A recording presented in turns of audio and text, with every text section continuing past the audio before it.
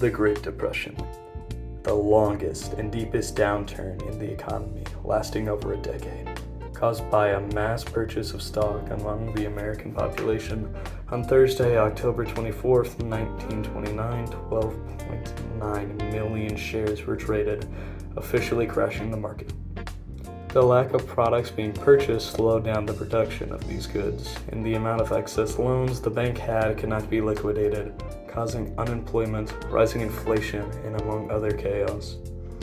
This was until Franklin Roosevelt came down from the heavens and saved the day. No, not that Franklin, the other one. Yeah, that guy. Franklin Roosevelt enacted multiple programs and public work projects throughout 1935 and 1943. According to History.com, this was also known as the New Deal.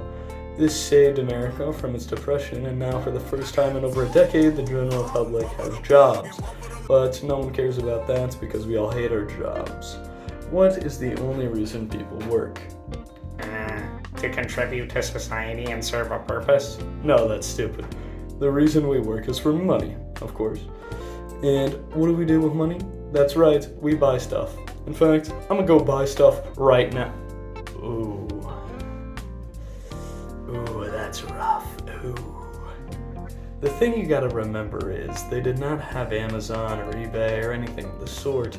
So what if they wanted to buy stuff without leaving their house? Enters traveling salesman, the most evil, sleazy, disgusting creatures on earth. When was the last time you seen one of them actually sell something good? It's either a vacuum cleaner that explodes on day 2 or Girl Scout cookies that taste like cardboard. This is why I got 2 pit bulls, because if I ever see a Girl Scout stepping on my lawn, I'm gonna send Princess after them. Anyways, why are traveling salesmen relevant?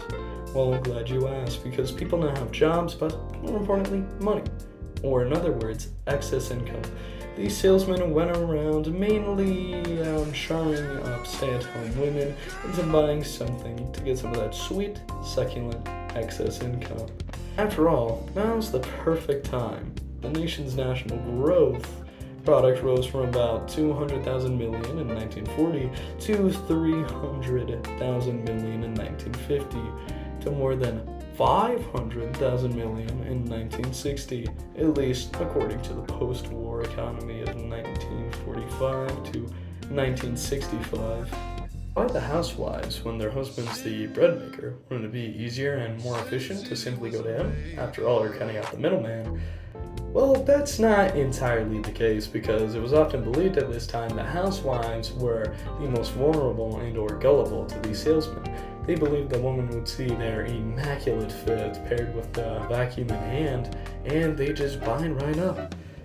Patty Starr, a traveling bookseller, noticed that women were more interested in the free perfume samples he offered than in his books, at least according to the interview with Miss Starr, his wife. They would sell vacuum cleaning supplies and encyclopedias. And now, how can you say no to a book that tells you facts? Think about how smart you could be. But what would it be like being a traveling salesman during the time? Spoiler alert, it sucks. Being a traveling salesman is a trash profession, and here's why. Picture this. You wake up at the crack of dawn, and the first thing on your mind is, can I eat today? Can my family eat today?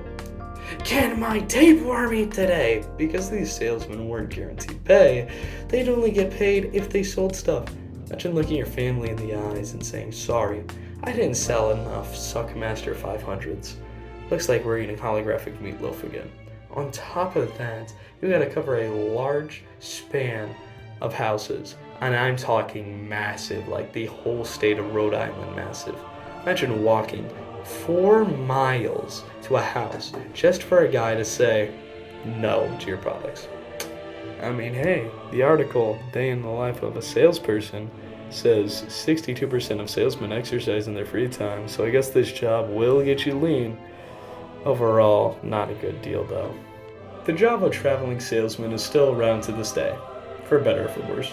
If we still have Girl Scouts selling us actual cardboard saying they're cookies, then traveling salesmen will never truly know. And if you want to be a traveling salesman, don't. It don't pay well, and it's hard labor, and you don't get a stable income, and everyone will hate you. And if you're a Girl Scout selling me cookies, I'll send my 2 pit bulls after you. You've been warned. But in conclusion, don't be a salesman. It's not good.